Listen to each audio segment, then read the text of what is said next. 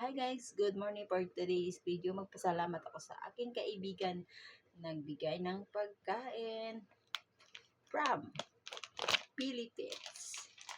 Yes. Piyaya Bumbong. My favorite is piyaya. Dati, bumibili ako doon. Pumunta ako sa Bacolod. Taga ano lang to, $9. Pero kapag kasi sa main doon. Pero kung sa mahal na kapag sa labas na. Kasi malayo na mapuntahan. Pupunta sa Manila, Iloilo. Siyempre magpamasahe sila.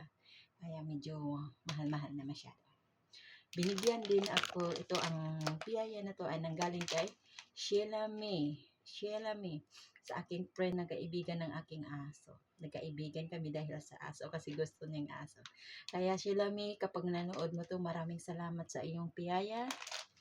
At saka ito, yung paho, yung mango, ang galing din sa Pilipinas, dinala mo. Maraming salamat po sa inyo. At hindi ko alam ito, yung tinapay na matamis, hindi ko alam kung anong klaseng tinapay ito. Pero maraming salamat po sa inyo. At saka umuwi sa Pilipinas na ng kasamahan ni Ate Sheila May. Maraming salamat po sa iyo kapag nanood mo itong video na to. Binigyan mo ako ng biyayang pagkain. Maraming salamat po sa inyo.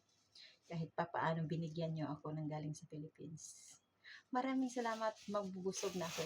Sa kaibigan niya, sa Iloilo din, pareho ko din. Maraming salamat.